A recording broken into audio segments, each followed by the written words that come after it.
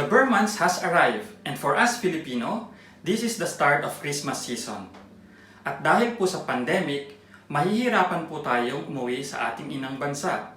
Bukod sa ating mga kapamilya, mamimiss din po natin ang mga pagkaing pampasko, katulad ng bibingka.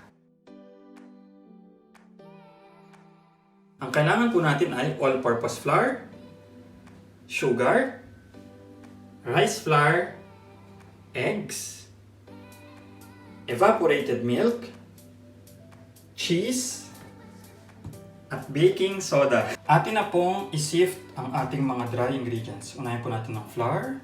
Lagay natin yung rice flour. Okay. Then, ang ating sugar. Tapos last sa ating mga dry ingredient is yung baking powder or baking soda. Let's sift it. Sifting is to aerate yung ating flour at saka matanggal yung mga buo-buo sa ating mga dry ingredients. Ngayon naman, ating pagsasama-samahin ang ating wet ingredients. Eggs, milk, pati ang melted butter.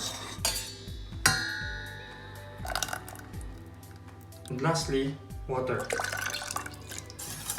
Kapag gagawin nyo to ng a day before, gawin nyo yung wet and dry ingredients pagsamahin nyo except ang inyong egg. Pag lulutuin nyo na, sa kanyo lang i-add yung egg. Pagsamahin na natin ang ating wet and dry ingredients. Tatanggalin natin yung mga buo-buo hanggang parang isa na silang smooth na batter.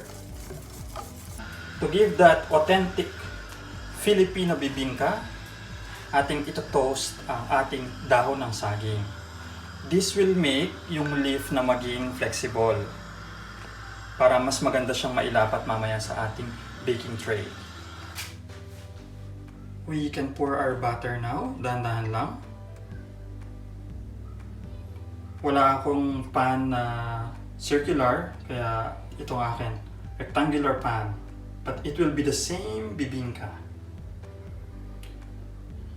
And while doing this, preheat your oven to 190 degrees Celsius. Lalagyan na natin ng butter sa oven.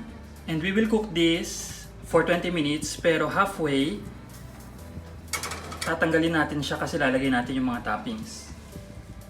Naman, ilagay natin yung cheese.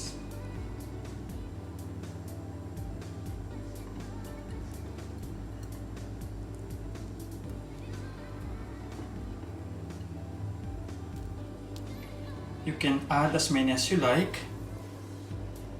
Depende yan sa inyo dahil inyo namang bibingka yan. Ngayon, after nating ma-decorate ng ating bibingka, lalagay ulit natin siya sa oven at hihintayin nating maluto. Maybe 10 to 15 minutes or until yung ating toothpick test, wala na pong butter na nakahalo. After 20 minutes sa oven, pwede na nating hanguin ang ating bibingka. Ito na siya. Maligayang Pasko sa inyong lahat. Tikman na natin ang ating bibingka.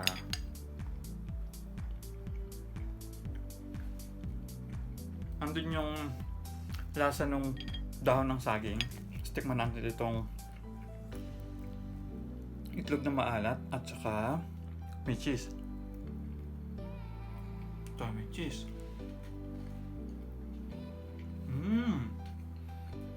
Sweet and salty. Tapos yung mismong bread ng bibingka hindi ganun ka-dry, moist, at hindi rin ganun katamis. Perfect. Maligayang Pasko, mga kapwa ko Pilipino.